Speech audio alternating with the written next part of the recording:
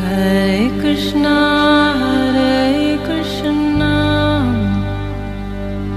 Krishna Krishna, Hare Hare, Hare Rama, Rama Rama, Hare Hare। नमस्कार, radio मानव रचना 107.8 पर मैं हूं सरिता आपके साथ और शुरू हो चुका है कार्यक्रम आत्मदर्शन। श्रोताओं, जैसा कि आप सब जानते हैं, इस कार्यक्रम में हम बहुत सारे आध्यात्मिक तथ्यों की बात करते हैं और हमेशा की तरह स्टूडियो में मौजूद हैं रागलेखा दासी जी, चरणाश्रित योगाचार्य श्रीमद भक्ति वेदांत नारायण गोस्वामी जी की शिष्या। रागलेखा दासी जी, आपका स्वागत है हमारे स्टूडियो में। हरे कृष्ण जी। तो श्रोताओं, आजकल हम आत्मदर्शन कार्यक्रम में बात कर रहे हैं महाभारत, जो एक ग्रंथ है, इसके अंदर समाहित बहुत सारे विषयों के बारे में, बहुत सारी कथाओं और प्रसंगों के बारे में। और रागलेखा दासी जी हमेशा की तरह बहुत सारा आध्यात्मिक ज्ञान हम तक पहुंचाने की कोशिश कर रही हैं। तो रागलेखा दासी जी, आज के इस कार्यक्रम में कौन सी कथा आप हमारे श्रोताओं को सुनाने वाली हैं? कौरवों की घोष यात्रा और उनका गंधर्वों के साथ युद्ध में पराभव।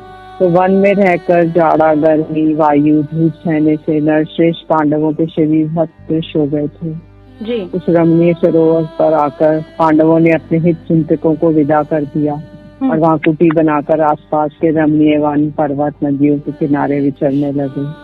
अनेक वेद अध्ययनशील ब्राह्मण आते और नरश्रेष्ठ पांडव लोग यथाशक्ति उनकी सेवा करते। इन्हीं दिनों वहाँ एक बातचीत करने पर कुशल ब्राह्मण आया। उनसे मिलकर वह कौरवों से मिला और फिर धृतराष्ट्र के पास पहुंचा। ब्राह्मण ने कहा कि इस समय युधिष्ठिर, भीम, अर्जुन, नकुल, सहदेव बड़ा भीषण कष्ट सह रहे हैं। द्रौपदी की तो बात ही मत पूछो। धूप के कारण उन सबके शरीर बहुत कृश हो गए हैं और वह वीर पत्नी होकर अनाथासी हो रही है और सब और से दुखों से दबी हुई है। इसकी बातें सुनकर राजा धृतराष्ट्र को बड़ा दुख हुआ। अब जब उन्होंने सुना कि राजा के पुत्र और पौत्र होकर भी पांडव इस प्रकार से दुख की नदी में पड़े हुए हैं, तो उनका हृदय करुणा से भर आया। कुपुत्र के मुंह में सचकर मैंने तो वह काम कर डाला जिसके कारण कौरवों का अंतकाल समीप दिखाई दे रहा है। धृतराष्ट्र की ये सब बातें सुबल पुत्र शकुनी ने सुनी और फिर कर्ण के साथ एकांत में बैठे हुए दुर्योधन के पास जाकर इसे सुनाई। आजकल पांडव लोग द्वैत वन में एक सरोवर के ऊपर कुछ ब्राह्मणों के साथ रहते हैं। अपने तेज से पांडवों को संतप्त करो। तुम्हारी महिषियां भी बहुमूल्य वस्त्र से सुसज्जित होकर चले और मृग चर्म और वल्कल धारिणी कृष्णा को देखकर छाती ठंडी करें तथा अपने ऐश्वर्य से उनका जी जलावें। दुर्योधन से ऐसा कहकर दुर्योधन ने कहा, मेरे मन में भी ये बात बसी हुई है।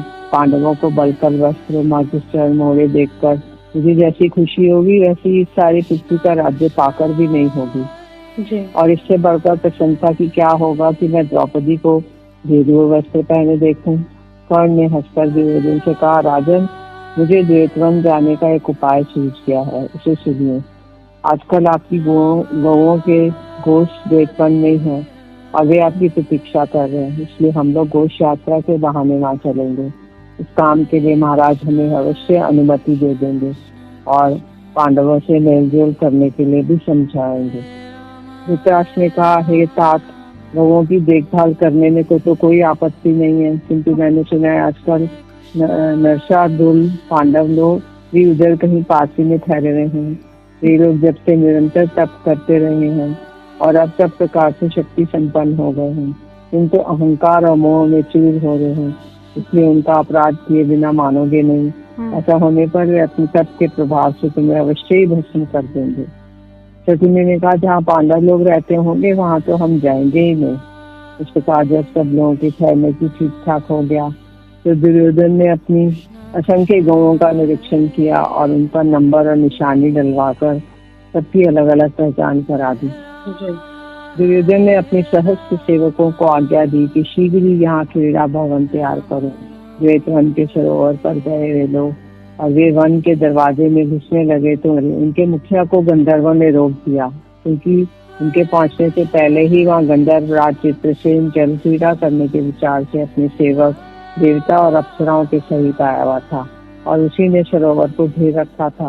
इस प्रकार सरोवर को घिरा हुआ देखकर वे लोग दुर्योधन के पास लौट आए दुर्योधन ने रणोन्मत्त सैनिकों को ये आज्ञा देकर तूने वहां से निकाल दो, उसे सरोवर पर भेजा। गंधर्व हंसने लगे और बोले, मालूम होता है तुम्हारा राजा दुर्योधन बड़ा ही मंदबुद्धि है, उसे कुछ भी होश नहीं है। इसी से हम देवताओं पर इस प्रकार की हुकूमत चलाता है, मानो हम बनिए ही हूँ। दुर्योधन की आज्ञा पाते ही धृतराष्ट्र के सभी पुत्र सहस्त्र योजना कमर कस के तैयार हो गए और गंधर्वों को मार पीट कर बलाते स्वयं में घुस गए। गंधर्वों ने ये सब समाचार अपने स्वामी चित्रसेन से जाकर सुनाया। तब उसने उन्हें आज्ञा दी कि जाओ इन नीच कौरवों की अच्छी तरह मरम्मत कर दो। तब वे सबके सब अस्त्र शस्त्र लेकर कौरवों पर टूट पड़े। एक एक कौरव वीरों को 10-10 गंधर्वों ने घेर लिया। उनकी मार से पीड़ित होकर वे रणभूमि से प्राण लेकर भागे। अकेला कर्ण ही पर्वत के समान अपने स्थान पर अचल खड़ा रहा। तब गंधर्वों ने सैकड़ों और हजारों की संख्या में मिलकर अकेले कर्ण पर ही धावा बोल दिया। उन्होंने कर्ण के रथ के टुकड़े टुकड़े कर डाले। दुर्योधन ने इस प्रकार रथ से नीचे गिर जाने पर उसे चित्रसेन ने झपटकर जीवित ही कैद कर लिया। चित्रसेन जी ने दुर्योधन के ऊपर आक्रमण किया और वो नीचे गिर गया रथ से, और बहुत से गंधर्वों ने रथ में बैठे हुए दुशासन को घेर कर पकड़ लिया। तब दुर्योधन को गंधर्वों के पंजे से छुड़ा लाने के लिए अत्यंत आतुर हुए। उनके मंत्री ने रो होकर धर्मराज से कहा, महाराज हमारे प्रिय ऋषि महाबाहु धृतराष्ट्र कुमार महाराज दुर्योधन को गंधर्व पकड़ कर लिए जाते हैं, अतः आप उनकी रक्षा के लिए दौड़िए। भीमसेन कठोर स्वर से इस प्रकार कहने लगे। धर्मराज ने कहा, भैया भीम, इस समय कड़वी बातें सुनाने की का नहीं है। देखो ये लोग भय से पीड़ित होकर इससे प्राण पाने के लिए हमारी शरण में आए हैं और इस समय बड़ी विकट परिस्थिति में पड़े हैं। फिर तुम ऐसी बातें क्यों करते हो? कुटुंबियों में मतभेद लड़ाई झगड़े तो होते ही रहते हैं, कभी कभी उनमें बैर भी ठन जाता है, किंतु जब कोई बाहर का पुरुष उनके कुल पर आक्रमण करता है तो उस तिरस्कार को वो सह नहीं सकते। अर्जुन, नकुल, सहदेव और तुम सब मिलकर जाओ, दुर्योधन को छुड़ा लाओ। यदि वह गंधर्वराज समझाने में जाने से ना माने तो थोड़ा पराक्रम दिखाकर दुर्योधन को छुड़ा लाना। तब अर्जुन ने गंधर्वों को समझाते हुए कहा, तुम मेरे भाई राजा दुर्योधन को छोड़ दो, क्योंकि राजा युधिष्ठिर ने कहा कि हम लोग ये हमारा भाई दुर्योधन नहीं है, सुयोधन है, और हम लोग 105 भाई हैं। हम 5 भाई नहीं है, 105 हैं। हमें आज्ञा देने वाला तो गंधर्वराज चित्रसेन के सिवा और कोई नहीं है। इसलिए ही हमें जैसी आज्ञा देते हैं वैसा ही हम करते हैं। महारथी पांडव लोग जब गंधर्वों को इस प्रकार दिव्य अस्त्रों से मारने लगे तो धृतराष्ट्र के पुत्रों को लेकर आकाश में उड़कर जाने लगे गंधर्व। उन्हें उड़ते देखकर बाणों का एक ऐसा विस्तृत जाल छा गया जिसके चारों ओर से उनकी गति रोक दी। इस जाल में वे चित्कार बंद हो गए जैसे पिंजरे में पक्षी। जी। अर्जुन के उन अस्त्र शस्त्रों से चित्रसेन तिलमिला उठा। उसने अपने को प्रकट करके कहा, अर्जुन देखो तुम्हारे युद्ध में तुम्हारे सामने आया हुआ मैं तुम्हारा सखा चित्रसेन हूँ। अर्जुन ने जब अपने सखा को युद्ध में जर्जरित देखा तो उन्होंने अपने दिव्य अस्त्रों को लौटा दिया। अर्जुन ने चित्रसेन से हंसकर पूछा, कौरवों का पराभव करने में तुम्हारा क्या उद्देश्य था? चित्रसेन ने कहा, देवराज इंद्र को स्वर्ग में ही दुरात्मा दुर्योधन और पापी कर्ण का अभिप्राय मालूम हो गया था। वे लोग ये सोचकर कि आजकल पांडव लोग वन में विपरीत परिस्थिति में रहकर अनाथों की तरह कष्ट भोग रहे हैं और हम खूब आनंद में हैं, तुम्हें देखने और इस दुर्दशा में यशस्विनी द्रौपदी की हंसी उड़ाने के लिए आए थे। उन्होंने मुझसे कहा, जाओ दुर्योधन को उसके भाई और मंत्री सहित बांध कर यहाँ ले आओ। भाइयों के साथ अर्जुन की सब प्रकार से रक्षा करना, क्योंकि वह तुम्हारा प्रिय सखा और गान विद्या का शिष्य है। फिर ये सब महाराज युधिष्ठिर के पास गए और उसकी सब बातें उन्हें बता दी। अब अजातशत्रु महाराज युधिष्ठिर ने गंधर्वों की बातें सुनकर उनकी प्रशंसा की और समस्त कौरवों को छुड़वा दिया। बुद्धिमान महाराज युधिष्ठिर की आज्ञा लेकर अप्सराओं के सहित चित्रसेन आदि गंधर्व अत्यंत प्रसन्नचित्त से सरलोक को चले गए। देवराज इंद्र के दिव्य अमृत की वर्षा करके कौरवों के हाथ के मरे हुए गंधर्वों को जीवित कर दिया। युधिष्ठिर व दुर्योधन ने उन्हें प्रणाम किया और हृदय में अत्यंत लज्जित होकर अपने नगर की ओर चला गया। इस समय वैसा व्याकुल हो रहा था मानो इंद्रियां नष्ट हो गई हैं और शोक के कारण उसके हृदय थका जा रहा था। जी श्रोताओं, बहुत सुंदर प्रसंग जान रहे हैं और अभी रागले खदासी जी ने हमें कथा सुनाई किस तरह से पांडवों की जो दुर्दशा हो रही थी वो भी बताया और कौरवों की क्रूरता के बारे में बताया, गंधर्वों से उनका किस तरह से युद्ध हुआ, किस तरह से भाइयों ने मिलकर एक दूसरे का साथ दिया। ये सारी कथा हमने जानी महाभारत के इस ग्रंथ के अंतर्गत। तो अब आगे बढ़ते हैं और अगली कथा हम जान लेते हैं। जी रागलिखा दास जी। दुर्योधन ने कहा, जिनका मैंने सर्वदा निरादर किया, जिनका सदा से शत्रु बना रहा, उन्होंने मुझ मंदगति को बंधन से छुड़ाया और मुझे जीवन दान दिया। हे वीर, इसकी अपेक्षा तो मैं उसी महान संग्राम में मेरे प्राण निकल जाते तो अच्छा होता। इस प्रकार का जीना किस काम का। यदि गंधर्व मुझे मार डालते तो संसार में मेरा यश फैल जाता और इंद्रलोक में अच्छे पुण्य लोगों की प्राप्ति होती। मेरा जो विचार है वह सुनो। मैं यहाँ अन्न जल छोड़कर प्राण त्याग दूंगा। तुम और दुशासन आदि मेरे सब बाह्य सेना से उड़ चले जाओ। इस जीने से तो मरना ही अच्छा है। दुर्योधन का प्रायोपवेश देखकर देवताओं से पराजित पातालवासी दैत्य और दानवों ने विचारा कि यदि इस प्रकार दुर्योधन का प्राणांत हो गया तो हमारा पक्ष गिर जाएगा। इसलिए उन्होंने उसे अपने पास बुलाने के लिए कर्म कांड आरम्भ किया। वेद विधान में निष्णात ब्राह्मण लोग मंत्र उच्चारण पूर्वक अग्नि में घी दूध की आहुति देने लगे। कर्म समाप्त होने पर यज्ञ कुंड से बड़ी ही अद्भुत कृत्या रमाई लेती हुई प्रकट हुई। बोली, बताओ मैं क्या करूं। तब दैत्य ने प्रसन्न से कहा, तू प्रायोपवेश करते हुए राजा दुर्योधन को यहाँ ले आ।